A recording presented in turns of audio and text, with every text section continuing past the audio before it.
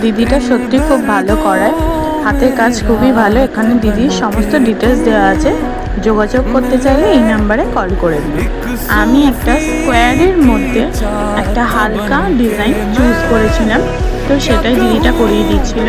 আর তারপর তো দেখতেই পাচ্ছ বাইরে প্রচুর বৃষ্টি হয়েছে, মানে প্রচুর বৃষ্টি হয়েছিল, একদম জল দাঁড়িয়ে গেছিল।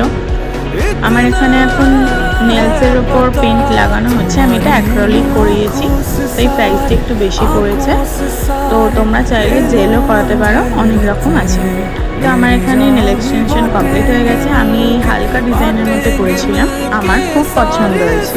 বৃষ্টিতে ভেজার জন্য ড্রেস আপটা একটু চেঞ্জ হয়ে গেছে। এবার আমি এখন বাড়ি ফিরছি।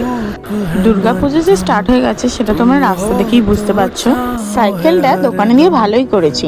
তারপর আর কি, দুর্গাপুজোর ভাইবস নিতে নিতে টুকটুক করে হেঁটে বাড়ি চলে এলাম।